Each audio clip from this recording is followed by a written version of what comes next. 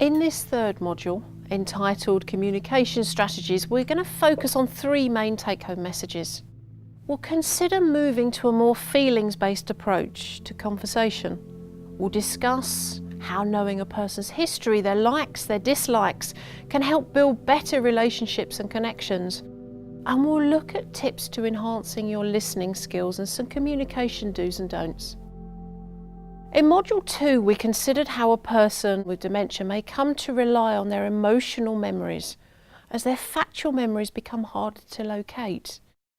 And this is vital to our understanding on how best to communicate, and by making small changes we can make a big difference to people's lives. Think about a recent conversation that you've had and how the information was passed from one person to another. We often use factually based questions like, how are you today? What was your journey like? Did it take you long to get here? These types of questions require the recipient to recall factual information for the conversation to continue. For a person living with dementia, recalling these facts can be incredibly difficult. And when presented with a barrage of factually based questions, it can be, frankly, overwhelming. Think about how you felt when someone's asked you a question that you should have known the answer to, but couldn't quite put your finger on it. Did you feel frustrated, maybe a bit silly? And then think about how you would feel if someone asked you 3 questions in a row that you just couldn't answer. Switching to a more feelings-based approach to communication may be useful and is certainly worth trying. Look to have a conversation that's positive, but doesn't put a person on the spot. So as an alternative greeting, I might try this. It's lovely to see you. I'm so glad you came. You're looking really well today. Now, these are more observational statements rather than questions, and people will feel welcome and can choose to respond in many ways. And do acknowledge if something is not right. If something looks wrong, you might say, you're not looking so happy today. That's a real shame. The person may then tell you what is wrong, or simply the acknowledgement that you're interested and you've recognised there is a problem. It might just be enough to lighten their mood. It's not possible to remove all questions from conversation, so when it is necessary, ensure that we're not bombarding a person with too much information all at once. Break information into bite-sized chunks. Would you like a cup of tea? Followed by a pause. Would you prefer a cup of coffee? Would you like a biscuit with that?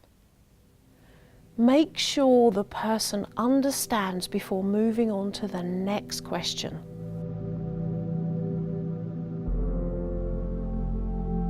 People's dementia, their abilities and personalities vary enormously, and we must look at the people as individuals. When you've met one person with dementia, you've met one person with dementia. And people should have choice and control in their lives, no matter how small these choices might seem. Going back to something as simple as a cup of tea, you may be supporting someone who loves a cup of tea in the morning, but prefers coffee during the day. And sometimes we assume what a person wants because the question's been too complex for the person to answer. Maybe the choice is made for them. Think about how to incorporate choice into people's lives whenever possible. It's often hard for people with dementia to communicate exactly what they want or how they're feeling. We need to consider how we encourage activities to motivate and not give up on a person. Sometimes someone may simply say no, as no might be the only way they can verbally communicate with you at that point. But no might mean, I don't understand what you're asking, or I can't communicate to you in that way right now. And the word no has been used in this instance as a coping strategy because an answer was expected. Again, breaking down into bite-sized chunks might be useful. Maybe using pictures and prompts. Maybe watching an activity first could be enough to motivate someone to take part.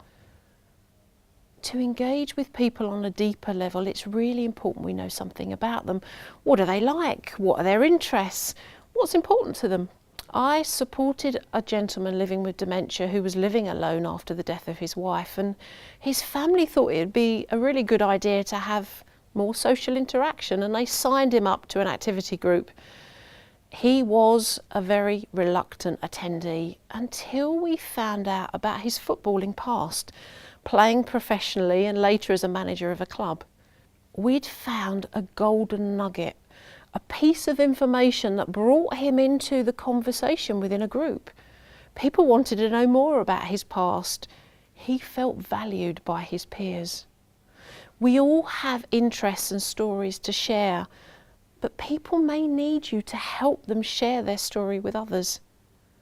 So facilitating a conversation in a group can really help people feel part of a community. Knowing these golden nuggets can also help and be useful distraction techniques for diffusing difficult situations or just to help lighten a mood.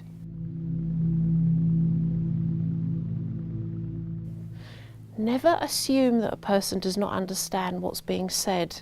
They may simply not be able to tell you they understand. And we need to look at other ways of picking up how someone is feeling and what they need. Communication is not just the words that we speak.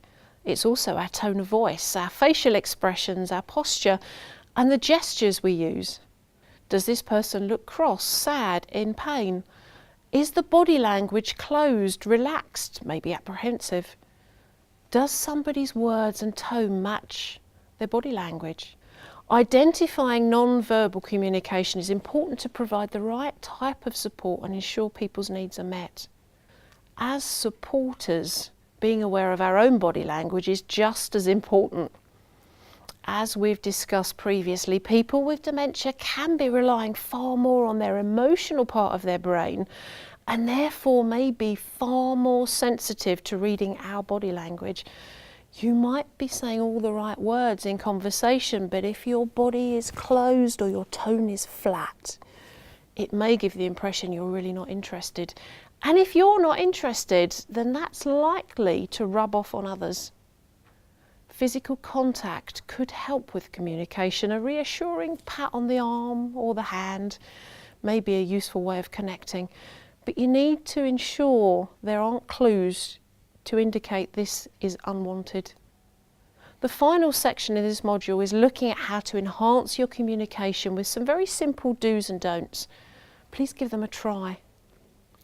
Use eye contact, look at the person, encourage them to look at you when you're talking and give the person your full attention. Introduce yourself. Never assume because you've been coming to the same group for 6 months that a person will remember your name. A simple introduction will lighten the tension at the beginning of an activity. Be a good listener. Try not to interrupt. Even if you think you know what a person is saying, just let them finish.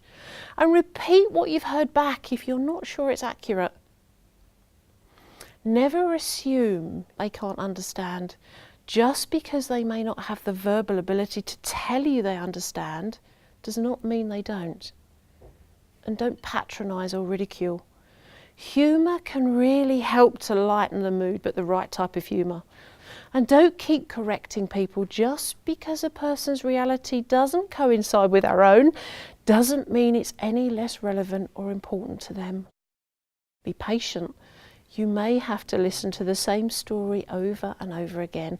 And you can always steer a person to take a different story, into a different direction. It will help the person feel valued and connected. Encourage people to join in. People can surprise you and do things you never would have thought.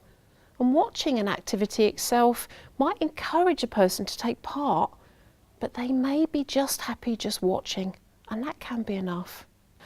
Be aware of background noise, as distracting noise like TVs, radios can become a barrier, but please ensure it's okay to turn it off or turn it down before you do.